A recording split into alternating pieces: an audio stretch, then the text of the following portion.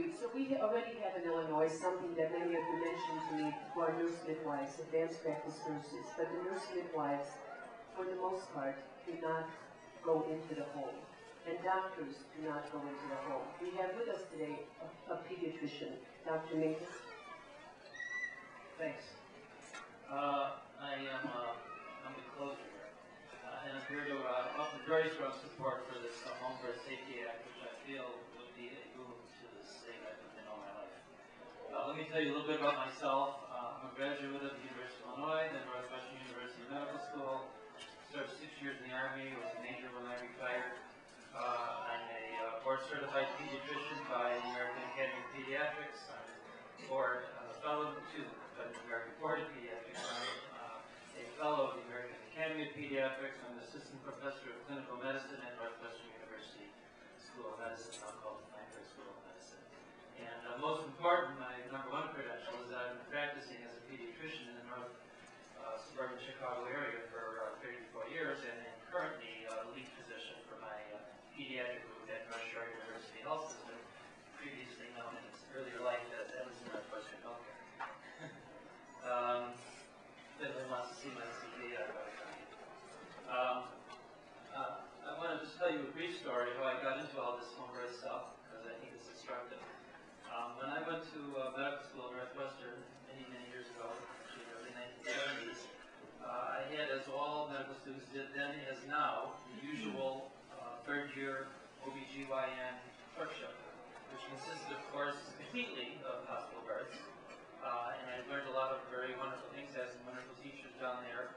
But that was my standard of reference. And one of the interesting things about those births is that all the babies, first, all the mothers had many interventions. They had all sorts of epidurals, and even general anesthetics sometimes, and many medications. And invariably, the babies would come out blue, hardly moving, and would require us to perform some sort of, usually mild, but some sort of resuscitation.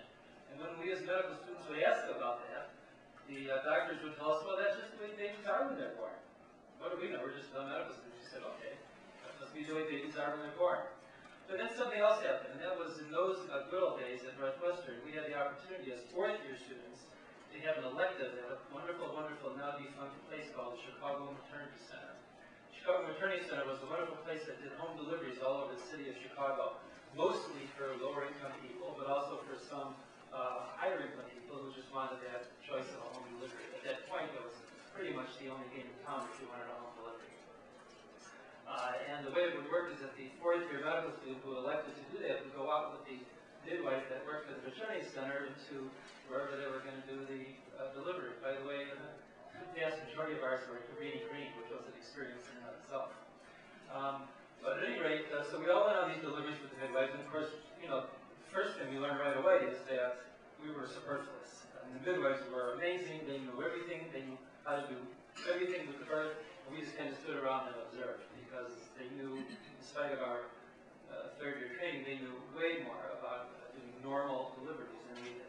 But the other thing we all noticed right away, and we all remarked on this for ourselves, is that it wasn't true what we were told at Cassavetes Westlake Hospital in those days, when we saw those hospital deliveries, because the babies at home didn't come out blue. They didn't come out floppy. We didn't have to do anything to resuscitate them. They came out pink, wailing, nursing right away, complete difference.